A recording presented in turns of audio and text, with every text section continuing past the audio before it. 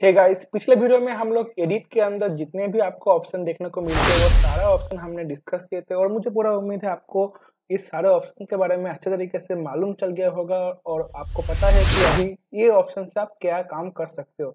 और इस वीडियो में हम लोग बात करेंगे इमेज लेयर इन दोनों ऑप्शन के बारे में। तो बेसिकली दोस्तों, इमेज में हम लोग को इमेज की कुछ प्रॉपर्टीज को चेंज करने की ऑप्शन मिलते हैं। और इमेज क्या है, मैं यहाँ पर एक कॉन्सेप्ट आपको पहले बता देता हूँ। अगर आपके पास एक फोटो फ्रेम है और एक फोटो है, तो फोटोशॉप में फोटो फ्रेम को माना जाता है कैनवास और जो आपके पास फोटो है उसको माना जाता है इमेज। अब यहाँ पर आप एक चीज देखो, इस पिक्चर के अंदर यहाँ पर पीछे आप कुछ डॉटेड ऐसे पैटर्न आपको दिखाई दे रहा है, ठीक है। अगर मैं इसको हाइड कर दूं तो आपको सिर्फ ये वाला चीज दिखेगा। ये जो चीज है ये आप मान लीजिए आपका फोटो फ्रेम है और इसके ऊपर एक पिक्चर है जो कि है फोटो आपका, लेकिन फोटोशॉप में हम इसको कहेंगे इमेज, ठीक है। तो ये है आपका फोटो फ्रेम जिसको हम बोलेंगे कैनवास, ये है उसके ऊपर फोटो जिसको हम बोलेंगे इमेज, ठीक है। तो photo frame equivalent to canvas, photo equivalent to image. तो क्या होता है कि अगर आपके पास एक फोटो है जिसका साइज आपके फोटो फ्रेम से ज्यादा है, तब क्या होगा? तब कुछ ऐसा चीज होता है कि अगर आप उस फोटो को उस फोटो फ्रेम के अंदर बिठाएंगे तो आपको दिखने में कुछ ऐसा लगेगा, क्योंकि वो फोटो का साइज तो फोटो फ्रेम से बड़ा है और वो फोटो फ्रेम में नहीं आएगा। लेकिन अगर आप जबरदस्ती उसको लगाते तब आपको ऐसा करके उसको चिपकाना पड़ेगा, ठीक है। तो अभी क्या हालत है कि मेरा जो इमेज है उसका साइज कैनवस से बड़ा है, ठीक है। तो इस इमेज के अंदर, इमेज जो ऑप्शन है यहाँ पर, इसके अंदर हम लोग कैनवस और ये जो इमेज है इन दोनों का प्रॉपर्टीज को चेंजेस कर सकते हैं, ठीक है।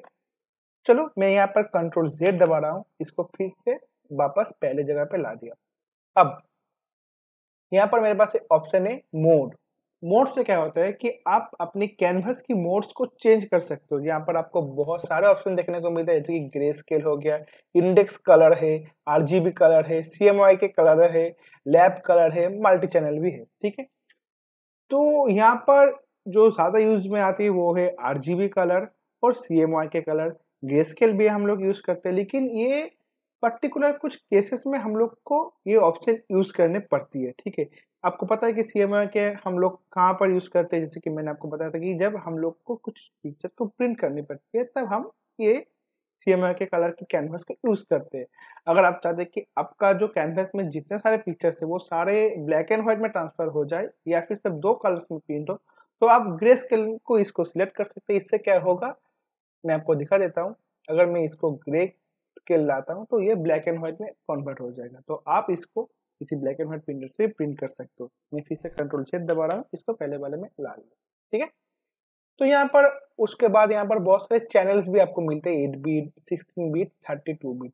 ये डिफरेंट डिफरेंट केसेस में हम लोग इस चैनल को यूज करते हैं। लेकिन अगर आप एक बिगिनर हो तो आप नॉर्मली इसको 8 बिट चैनल पे रखिए और आरजीबी पे रखिए, ठीक है। उसके बाद जब हम दूसरे काम करेंगे तब मैं आपको धीरे धीरे बताते जाऊंगा कि कब हम लोग को कौन से प्रॉपर्टीज को यूज करना पड़ेगा। अब एडजस्टमेंट। एडजस्टमेंट का मतलब क्या है कि आप अभी अपना इमेज की प्रॉपर्टीज या फिर उसकी जो वैल्यूज है, मतलब कलर वैल्यूज है या फिर दूसरा वैल्यूज है, उसको आप एडजस्ट कर सकते हो, ठीक है। यहाँ पर हम लोग को एडजस्टमेंट के अंदर बहुत सारे वैल्यूज मतलब ऑप्शन देखने को मिलते हैं, जैसे कि ब्राइटनेस, कॉन्ट्रास्टनेस। सिंपली आप इससे समझ सकते हो, आपके पास एक स्लाइडर दिया जाएगा, आप उससे इमेज की ब्राइटनेस या फिर कॉन्ट्रास्टनेस को चेंज कर सकते हो। चलो देखते हैं। क्लिक किया, यहाँ पर मेरे पास दोनों स्लाइडर आ चुका है, एक है ब्राइटनेस की स्लाइडर, एक है कॉन्ट्रास्ट की स्लाइडर। अगर मैं यहाँ से ब्राइटनेस की स्लाइडर को बढ़ाता हूँ डेफिनेटली इमेज ब्राइट हो जाएगा।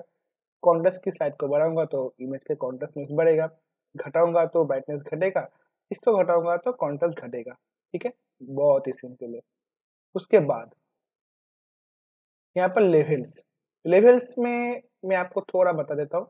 इस साइड जो पोर्शन है ये व्हाइट है, ठीक है। अगर मैं इसको घटा देता हूँ तो आप देख पाओगे जो व्हाइट एरिया है वो और भी ज्यादा व्हाइटर हो जाएगा, मतलब जो एरिया सफेद है वो और भी ज्यादा सफेद हो जाएगा, ठीक है। चलो देखते हैं, अब देख पा रहे हो, ठीक है। अब ये है मिड टोन, ठीक है। तो अगर हम यहाँ से इसको इस तरह पे स्लाइड करेंगे तो क्या होगा, जो मिड टोन है मतलब ग्रे कलर के आसपास है, मतलब ब्लैक और व्हाइट, इसके बीच में जो कलर्स आती है इस इमेज में, वो कलर्स करीब करीब डार्कनेस की ओर खींचा चले आएगा। ठीक है, अब इस साइड है ब्लैक, इससे क्या होगा कि जो एरिया डार्क है वो और भी ज्यादा डार्कर बन जाएगा। देखो, ठीक है ना, आप देख पा रहे हो कि अगर मैं इसको खींचूंगा तो जो एरिया डार्क है वो और भी ज्यादा डार्क हो जाएगा। इसको अगर मैं इस साइड की ओर खींचूंगा तो क्या होगा, जो एरिया मिड टोन कलर से वो फिर से ज्यादा डार्क हो जाएगा। देखो, अब अगर मैं इसको इधर लाऊंगा लेफ्ट साइड में तो क्या हो, क्योंकि देखो ये व्हाइट है, ठीक है, और इसका मैक्सिमम वैल्यू 255 है, यहाँ पर हाईएस्ट वैल्यू किसी भी कलर का 255 ही है। ठीक है, इससे ज्यादा नहीं हो सकता। जैसे कि एक बात है ना, दूध जैसे सफेदी, तो सफेद दूध से ज्यादा नहीं हो सकता, वो इसका मैक्सिमम वैल्यू है। और एक ब्लैक है, अगर मैं इसको एकदम इस साइड पे ला दूं तो ये जीरो हो जाएगा, माइनस में वैल्यू नहीं हो सकता, जीरो, जहां पर कोई भी कलर नहीं है। आपको पता कि अगर कोई कहीं पर कुछ कलर नहीं है तो वो ब्लैक है, तो ब्लैक का वैल्यू जीरो से ज्यादा कम नहीं हो सकता, जीरो है मतलब इसका मिनिमम वैल्यू होगा। ठीक है ना, और यहाँ पर इसका डिजिटल में हाईएस्ट वैल्यू होते हैं 255, इससे ज्यादा नहीं हो सकता। तो यहाँ पर जो चीज है ये सबसे ज्यादा सफेद है, इससे ज्यादा सफेद हो नहीं सकता। ठीक है, तो ये इसका लेवल का कॉन्सेप्ट है। ये कॉन्सेप्ट आपको फिर से जो ग्राफ है, कर्व है, आपको उसमें भी दिखने को मिलेगा। ठीक है, तो मैं भी इसको कैंसिल कर रहा हूँ और कर्व में आता हूँ। तो एडजस्टमेंट, अब ये देखो हमारे पास कर्व का ऑप्शन आ गया। ठीक है, तो कर्व, बेसिकली कार्व में एक अलग डेडिकेटेड वीडियो बना के कुछ आपको समझाऊंगा कार्व क्या होता है, क्या काम है इसका, लेकिन अभी थोड़ा सा आपको नॉलेज दे देता हूँ। इस साइड में आप देख पा रहे हो कि एक्स एक्सिस वाई एक्सिस दोनों ही यहाँ पर ब्लैक है। ठीक, तो समझ में आ रहा होगा कि ये जो एरिया है ये ब्लैकेस्ट पॉइंट है, मतलब इससे ज्यादा ब्लैक आपकी पिक्चर में नहीं हो सकता। ठीक है, और इस साइड है सबसे व्हाइटेस्ट पॉइंट, इससे ज्यादा व्हाइट नहीं हो सकता। ठीक है, तो अब यहाँ पर एक लाइन देख पा रहे हो। ठीक है, तो ये जो पॉइंट है ये सबसे ज्यादा व्हाइटेस्ट पॉइंट है। ठीक है, और ये जो पॉइंट है ये डार्केस्ट पॉइंट है। समझ में आ गया आपको? तो आप बताओगे कि ये डायगोनल क्यों है? ये डायगोनल इसीलिए है क्योंकि यहाँ पर आप देख पा रहे हो वाई एक्सिस में ऊपर की ओर व्हाइट है, नीचे की ओर ब्लैक है। एक्स एक्सिस में इधर की ओर ब्लैक है और दूर में व्हाइट है। ठीक है, इसका वैल्यू यहाँ पर क्या होगा 255, इसका भी सेम होगा 255, और इसका क्या होगा जीरो। जैसे कि आप देख पा रहे हो कि यहाँ पर इसका वैल्यू आ रही है 255 आउटपुट इनपुट 255, यहाँ पर आप देख पा रहे हो लाइट का वैल्यू क्या है 0 से 255 तक। ठीक है, तो यहाँ पर जीरो होगा, कोई भी लाइट नहीं है, यहाँ पर होगा 255। ठीक है, तो अब कोई पॉइंट 255 से ज्यादा ऊपर नहीं जा सकता क्योंकि ये मैक्सिमम पॉइंट है। व्हाइट इससे ज्यादा नहीं जा सकता, बढ़ सकता, क्योंकि वो व्हाइटेस्ट पॉइंट है, उससे ज्यादा नहीं हो सकता। इसलिए ये पॉइंट एकदम ऊपर की ओर होगा, और ये डार्केस्ट पॉइंट को शो कर रही है जिसका वैल्यू जीरो से नीचे नहीं हो सकता। ठीक है ना, जीरो मतलब कोई कलर नहीं है वहां पर, और माइनस में नहीं आ सकता ये, इसलिए ये सबसे नीचे रहेगा। और ये दोनों में अगर एक लाइन ड्रॉ किया जाए तो ये ऐसे डायगोनल ही आएगा। ठीक है, तो अगर मैं इस लाइन का किसी एक हिस्से को डाउन मतलब नीचे की ओर लाऊंगा तो क्या होगा, ये अगर मैं इस हिस्से को नीचे की ओर लाऊंगा तो पिक्चर और भी ज्यादा डार्कर हो जाएगा। देखो क्या होता है, मैं इसको पकड़ा और नीचे ला रहा हूँ। ठीक है, पिक्चर डार्कर हो रही है। अगर मैं इस चीज को ऊपर की ओर लाऊंगा तो पिक्चर क्या होगा, ब्राइटर हो जाएगा। देखो,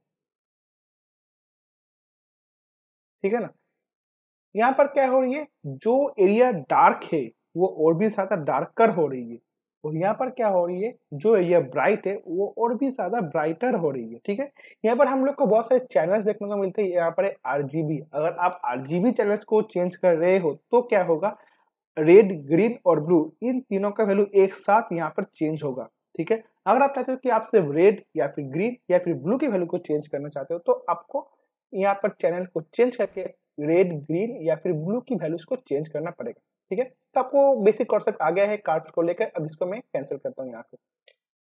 अब उसके बाद हम लोग को एक्सपोजर मिलते हैं। ठीक है, आपको पता है अगर एक्सपोजर ज्यादा होगा तो लाइट बढ़ेगा, अगर घटा दूंगा तो लाइट कम घट जाएगा। चलो इसको भी एक बार ट्राई मार के देख लेते हैं। अगर एक्सपोजर में बढ़ाता हूँ तो लाइट ज्यादा हो जाएगा, अगर घटाता हूँ तो लाइट घट जाएगा। ठीक है, अब उसके बाद वाइब्रेंस, ह्यू, सैचुरेशन, बेसिकली यहाँ पर सभी चीजें आपको स्लाइडर की ओर मिलेगा। ठीक है, यहाँ पर एक ऑप्शन आती है ब्लैक एंड व्हाइट। इससे क्या होगा कि आप इमेज ब्लैक एंड व्हाइट में कन्वर्ट हो जाएगा। पहले मैं एक काम करता हूँ, इसका एक डुप्लीकेट बना दो। डुप्लीकेट बनाने के लिए क्या करना पड़ेगा, कंट्रोल जे। ठीक है, लेयर का डुप्लीकेट कर दिया यहाँ पर, इसको कैंसिल करता हूँ। अब अगर मैं इसको यहाँ से एडजस्टमेंट में जाके ब्लैक एंड व्हाइट पे क्लिक करता हूँ, कहाँ गया, यहाँ, तो ये इसको ब्लैक एंड व्हाइट पे कन्वर्ट कर देगा। ठीक है, जैसे कि आप देख पा रहे हो, मैं अब क्या दबा रहा हूँ, कंट्रोल ऑल्ट और जेड, ये बिफोर और ये आफ्टर। ठीक है, तो उस ऑप्शन से क्या होगा कि आपका इमेज ब्लैक एंड व्हाइट में कन्वर्ट हो जाएगा। उसके बाद यहाँ पर फिल्टर है, आप बहुत सारे फोटोशॉप के अंदर फिल्टर से आप इसको यूज कर सकते हो। उसके बाद यहाँ पर एक कलर मिक्सर, फोटोशॉप के अंदर आप कलर को मिक्स कर भी सकते हो। ठीक है, यहाँ पर बहुत सारे आपको ऑप्शन मिलती है कि आप कौन सा कलर्स को कैसे आप मैनिपुलेट करना चाहते हो। ठीक है, तो उससे क्या हो कि आपकी पिक्चर की जो प्रॉपर्टीज है, कलर वैल्यूज है, वो चेंज होगा। ठीक है, और इसको आप प्रैक्टिस के बिना नहीं कर सकते। ठीक है, आपको पता लगना पड़ेगा। एक्चुअली जब आप धीरे-धीरे काम करने लगोगे ना, तब ये चीज़ आपके हाथ में आ जाएगा। आप पिक्चर देख के बता सकते हो कि हाँ, इस पिक्चर में रेड कम है तो रेड ज़्यादा देना पड़ेगा, ग्रीन का कम है तो ग्रीन का वैल्यू बढ़ाना पड़ेगा। ठीक है? तो ये प्रैक्टिस के ऊपर है, ये कोई ट्यूटोरियल देख के आपको नहीं समझा सकता। उसके बाद सॉरी, यहाँ पर आ रही है कलर लुकअप, इसके बाद आ रही है इन्वर्ट। इन्वर्ट क्या होती है? समझ लो मैं यहाँ पर एक सिलेक्शन कर रहा हूँ, ठीक है? क्विक सिलेक्शन टूल से, मैं आपको बता दूँगा कि वो टूल क्या है, ठीक है? तो मैंने ये टूल यहाँ से ले लिया। ठीक है, अब मैं चाहता हूँ कि ये सिलेक्शन यहाँ से इन्वर्ट हो जाए, तो मैं यहाँ से एडजस्टमेंट पे जाके इसको इन्वर्ट कर दूंगा। तो ये देखो, ये इन्वर्ट कर दे, करीब करीब दिखने में नेगेटिव के जैसा है। ठीक है, तो ये आपकी पिक्चर को इन्वर्ट करती है। जैसे कि जो एरिया व्हाइट होगा उसको ब्लैक में कन्वर्ट कर सकती है। ठीक है, जो एरिया कलर है उसको नेगेटिव में कन्वर्ट कर सकती है। बेसिकली इसका काम यही है। मैं कंट्रोल Z दबा के कंट्रोल D दबा रहा हूँ, इससे डिसलेक्ट हो जाएगा। उसके बाद आते हैं हम लोग यहाँ पर फिर से पोस्टराइज में। इससे क्या होगा कि आपको बहुत सारे फ़िल्टर्स देखने को मिलता है। ठीक है? मैंने आपको पहले ही बताया। ये एक फ़िल्टर है जहाँ पर आपकी पिक्चर पोस्टराइज बनेगा। मतलब पोस्टर जैसे दिखना लगेगा। ठीक है? तो आप इसका वैल्यू घटा भी सकते हो। जितना इसका वैल्यू घटाओगे आप, वो उतना ज़्यादा आपको मतलब पोस्टराइज फॉर्म में आपको मिलेगा। ठीक है? अब कैंसिल करते हैं इसको। उसके बाद यहाँ पर वैसे ही आपको बहुत सारे फ़िल्टर्स देखने को मिलेगा। जैसे थ्रेशोल्ड वैल्यू से आप ग्रेडिएंट मैप यहाँ से सिलेक्ट कर सकते हो। कुछ सिलेक्टिव कलर्स को लेकर आप काम कर सकते हो। शैडोज को आप मैनिपुलेट कर सकते हो। यहाँ पर एचडीआर टोनिंग का भी आपको ऑप्शन मिलता है। यहाँ पर अगर आप एचडीआर टोनिंग करते हो तो आपका पिक्चर का रेजोल्यूशन थोड़ा यहाँ पे बढ़ सकता है। आप यहाँ पर इसका वैल्यूज भी चेंज कर सकते हो। आप देखोगे कि फोटो थोड़ा और भी डायनामिक दिखने लगेगा और भी ज़्यादा खूबसूरत लगेगा। ठीक है, तो इसको हम अभी के लिए बंद करते हैं। ये चीज़ आपका स्नैपसीड में भी ये ऑप्शन आपको मिलता है, वन टच। उसके बाद आते हैं यहाँ पर डिसैचुरेट। अगर आप इसको क्लिक करोगे तो एक ही क्लिक में आपका पूरा पिक्चर डिसैचुरेट हो जाएगा। डिसैचुरेट मतलब सारे पिक्चर से जितने कलर से उसको हटा दिया जाएगा। उसके बाद आते हैं यहाँ पर match colour, replace colour, quiz. ये यहाँ पर बहुत सारे ऑप्शन है जो कि आपको आप जब काम करेंगे तब आपको समझ में आएगा कि इससे क्या होती है। ठीक है, अब यहाँ पर auto tone, auto contrast, auto colour का भी ऑप्शन है जो कि आप कभी-कभार यूज़ कर सकते हो। अगर आप चाहते हो कि हाँ, मुझे अभी कलर बैलेंस चेंज करने की अभी वक़्त नहीं है, तो आप यहाँ से भी कर सकते हो। लेकिन हाँ, ये उतना एक्यूरेटली काम नहीं करता, जितना कि आप मैनुअली कर पाओगे। ठीक है? जैसे कि आपको पता है अगर आप फ़ोटोग्राफ़र हो तो मैनुअल मोड सबसे अच्छा रहती है ऑटो मोड से। वैसे ही ये काम करती है। अब यहाँ पर आ रही है इमेज साइज़, कैनवास साइज़। मैंने आपको पहले बताया कि फ़ोटोशॉप में कॉन्सेप्ट क्या है। अगर आपके पास एक फ़ोटो फ्रेम है तो वो इक्विवेलेंट है कैनवास का। अगर आपके पास एक फ़ोटो है तो फ़ोटो इक्विवेलेंट है इमेज का। ठीक? तो मैं अगर यहाँ से इमेज की साइज़ बढ़ाऊँगा तो क्या होगा कि ये जो इमेज है, ये आदमी का पिक्चर, ये कैनवास से बड़ा हो जाएगा। अगर मैं कैनवास साइज़ बढ़ाऊँगा तो डेफ़िनेटली फ़ोटो फ्रेम का साइज़ मतलब कैनवास की साइज़ बड़ा होगा। ठीक है? तो मैं यहाँ से इमेज की साइज़ फिलहाल बढ़ाता हूँ। तो चलो यहाँ पर 180 लिखा हुआ है, तो मैं इसको 200 कर रहा हूँ यहाँ पर, 200 ओके। यहाँ पर 145 लिखा हुआ है, मैं इसको 150 कर रहा हूँ। ठीक है, ओके पे दबा रहा हूँ। जैसे कि आपने देखा कि पिक्चर का साइज थोड़ा बढ़ चुका है। मैं आपको कंट्रोल Z करके दिखा रहा हूँ, जैसे कि ये पहले था और ये बढ़ गया है। यहाँ पर क्या होता है कि अगर आप इमेज की साइज बढ़ा रहे हो तो ऑटोमेटिकली फोटोशॉप क्या करते हैं, इमेज के साथ कैनवास को भी बढ़ा देती है। लेकिन अगर आप सिर्फ कैनवास की साइज बढ़ाओगे तो फोटोशॉप कैनवास के साथ इमेज की साइज को नहीं बढ़ेगा। चलो देखते हैं कैसा होता है। ये है हम लोग का कैनवास की साइज। अब इसको बढ़ाते हैं। चलो कैनवास साइज मैं अब क्या करूँ, यहाँ पर 567 लिखा है, मैं यहाँ पर 650 ले रहा हूँ। यहाँ पर 425 है, मैं यहाँ पर 500 ले रहा हूँ। ठीक है, ओके पे दबा रहा हूँ। कैनवास की साइज बढ़ गया है मेरा। अब मैं यहाँ पर इमेज को ला रहा हूँ। अब आपको समझ में आएगा कि कैनवास का साइज मतलब फोटो फ्रेम का साइज अभी फोटो से बड़ा है। ठीक है, तो यही कॉन्सेप्ट है। आप इस कॉन्सेप्ट को लेकर इमेज और जो कैनवास है इसको समझ सकते हो। उसके बाद आ रहा है इमेज रोटेशन। ये तो बहुत ही सिंपल सा ऑप्शन है। इमेज रोटेशन में आप क्या कर सकते हो, इमेज को रोटेट कर सकते हो। अगर मैं यहाँ पर 180 डिग्री करूंगा तो क्या होगा कि पिक्चर 180 डिग्री घूम जाएगा।